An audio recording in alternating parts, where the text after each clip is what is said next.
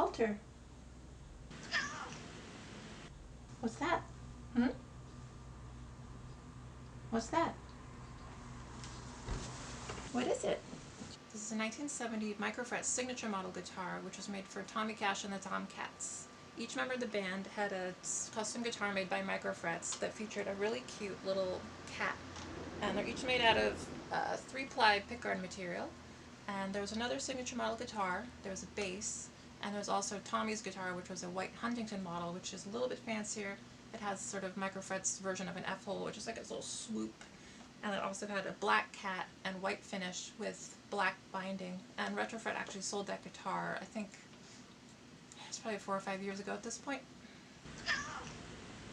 Microfret's story is kind of sad and got cut off a little bit short. The owner, Ralph Jones, founded the company in 1965 in Wheaton, Maryland, and he ran it until 1972 when he had a heart attack and died unexpectedly. And for another 4 years after that, his wife carried on the brand, but once the parts and the bodies ran out, she shuttered the company and things just had to stop, unfortunately.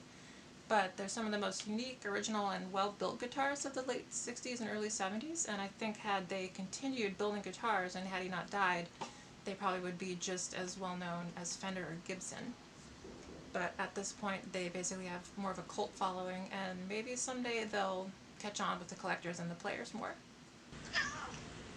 One of the most unique features, which is on every Microfret's guitar, is the micro-adjustable nut.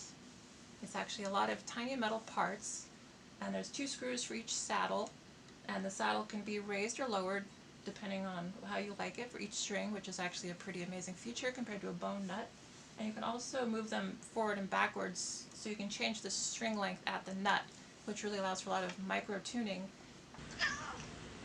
The bodies on these have probably one of the most insane construction designs I've ever experienced. It's completely impractical and totally weird, but that's kind of why I love this. It's actually made of 2 pieces of wood, and there's a series of slots and little tabs, and you have to slide the body like apart to open it up. And the entire thing is routed in a big circle. There's a little circle block in the middle, and for some reason the electronics are mounted on the inside. You can't actually get to them if you take the pickguard off. So the only way to clean them or work on them is to actually take the entire guitar apart, which is completely insane. And I'm wondering if the people doing all the woodworking were also wondering, like, why are we routing all these guitars? Like, this seems like a huge extra step. But it's unique and no one else is doing it, maybe for a good reason, but it's what makes Microfrets Microfrets, so gotta love it.